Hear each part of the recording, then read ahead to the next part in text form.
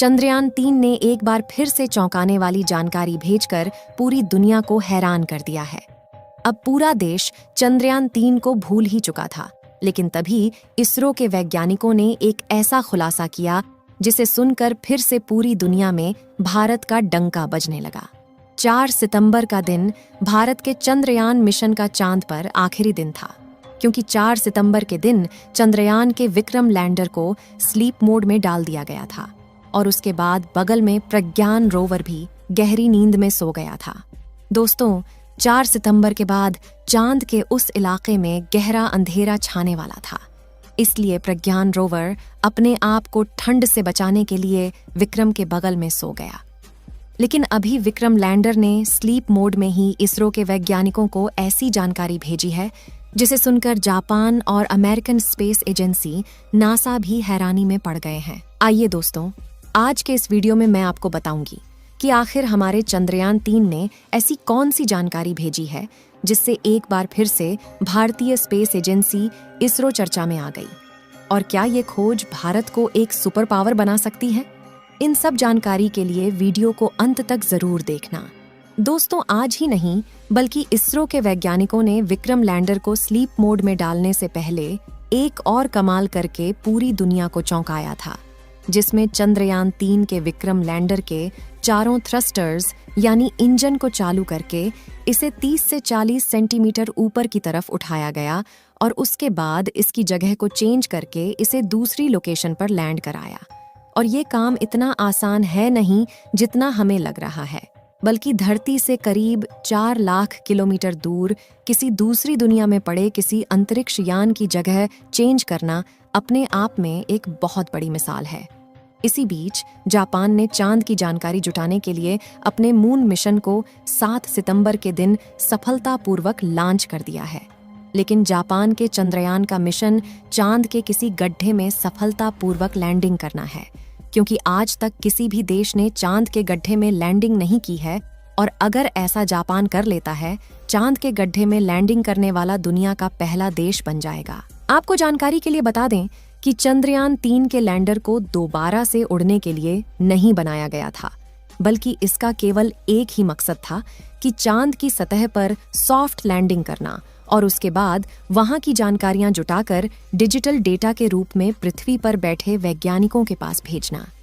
दोस्तों, यह भारत के लिए एक बहुत बड़ी ऐतिहासिक जीत है, क्योंकि ऐसा इतिहास में किसी भी देश ने नहीं किया था। जबकि हमारे भारत देश के कुशल वैज्ञानिकों ने चंद्रयान के लैंडर को कुछ मीटर की ऊंचाई पर ऊपर की ओर उड़ाया और फिर उसकी जगह को चेंज करके दूसरी जगह पर उसकी सफलतापूर्वक लैंडिंग भी कराई। इसी के साथ हमारे चंद्रयान के प्रज्ञान रोवर ने चांद की धरती पर ऑक्सीजन का भंडार भी खोज निकाला। ये ऑक्सीजन चांद पर वायुमंडल में मौजूद नहीं है, बल्कि यह चांद की जमीन के नीचे बने गड्ढों में मौजूद है। चांद पर ऑक्सीजन का पाया जाना हम मनुष्यों के लिए किसी खजाने से कम नहीं है, क्योंकि आपको पता ही होगा कि जीवन की उत्पत्ति के लिए ऑक्सीजन कितनी ज्यादा उपयोगी है। हालांकि चंद्रयान-3 ने चांद पर ऑक्सीजन के अलावा और भी कई सारे तत्वों की खोज की है, जिनमें sulphur, aluminium, calcium, iron, chromium, manganese और सिलिकॉन शामिल हैं। हमारे चंद्रयान ने चांद पर पहली बार सल्फर की खोज की है। इससे पहले किसी भी देश ने चांद की धरती पर सल्फर की खोज नहीं की थी। चांद पर सल्फर का पाया जाना भी काफी ज्यादा महत्वपूर्ण है। लेकिन दोस्तों, इन सब के बीच विदेशी मीडिया का यह दावा है कि भारत ने अपने चंद्रयान-3 मिशन की बस एक मनगढ़ंत कहानी बनाई है और कंप्यूटर ग्राफिक्स की मदद से चांद के फेक वीडियो का निर्माण कर दुनिया को उल्लू बनाया है। लेकिन विदेशी मीडिया की इस बात का जवाब देते हुए भारत के मित्र देश अमेरिका की स्पेस एजेंसी नासा ने अपने मून आर्बिटर की मदद से चंद्रयान-3 के लैंडर की एक फोटो ली है, जिसे देखकर उन सबको काफी हैरानी हो रही है, जो यह कह रहे थे कि चंद्रयान-3 बस एक झूठी कहानी है।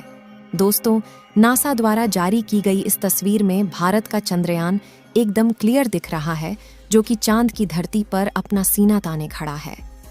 दोस्तों, इस वक्त चंद्रयान-3 का प्रज्ञान रोवर और विक्रम लैंडर स्लीप मोड में है और ये दोनों फिर से 22 सितंबर के दिन अपनी नींद को विराम देंगे और एक बार फिर से उसी जोश और ऊर्जा के साथ चांद की उस रहस्यमयी दुनिया को खोजने के लिए निकल पड़ेंगे। इस समय वहां का तापमान -250 डिग्री सेल्सियस के करीब है।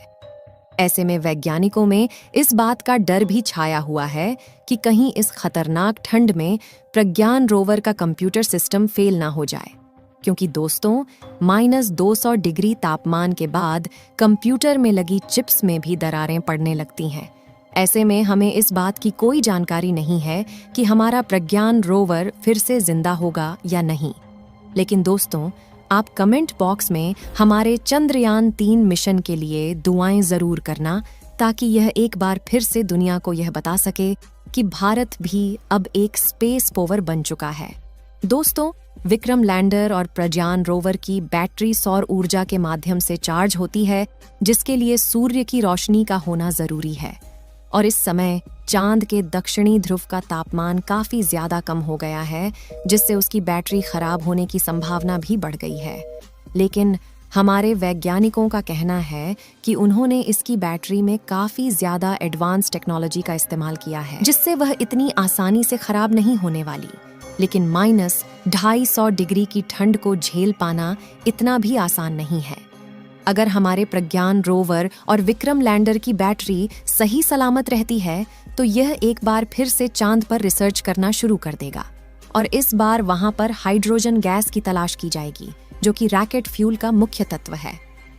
दोस्तों, इस वक्त जो तस्वीर आप लोग अपने मोबाइल फोन पर देख रहे हैं, यह तस्वीर विक्रम लैंडर की है, जिसे हमारे प्रज्ञान रोवर ने अपने हाई रेजोल्यूशन कैमरा द्वारा कैप्चर किया है।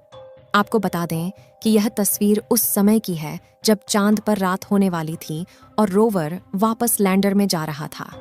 इसमें आप देख रहे हैं कि चांद की सतह पर अंधेरा होने के कारण वह कितनी चमकदार दिखाई दे रही है।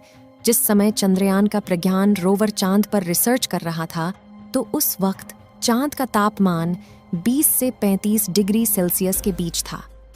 ऐसी कंडीशन में रोवर को जितना समय मिल पाया, उसने कई सारे तत्वों की खोज की और वहां के तापमान की जानकारी को वैज्ञानिकों तक भेजा, और साथ ही वहां के प्लाज्मा रेडिएशन के बारे में भी स्टडी करके विक्रम लैंडर को जानकारी दी। अब चांद के दक्षिणी ध्रुव पर 22 सितंबर के दिन फिर से सूरज उगेगा, और सूरज की पहली किरण पड़ने पर हमारा प्रज्ञान रोवर और विक्रम लैंडर दोनों जाग जाएंगे। आप सभी लोग चंद्रयान 3 के दोबारा से जागने की दुआएं कमेंट में करते रहे, ताकि हाइड्रोजन की खोज की जा सके। साथियों, इस वीडियो को यहीं पर खत्म करते हैं। इस वीडियो को एक लाइक जरूर करें और अपने मित्रों तक इस वीडियो को शेयर करें, ताकि उन्हें भी जानकारी मिल सके। और अपने भरोसेमंद चैनल को सब्सक्राइब जरूर करें और बेल आइकन को ऑल पर सिलेक्ट करना बिल्कुल ना भूलें। मिलते हैं किसी और नॉलेजेबल वीडियो के साथ। वीडियो को अंत तक देखने के लिए धन्यवाद।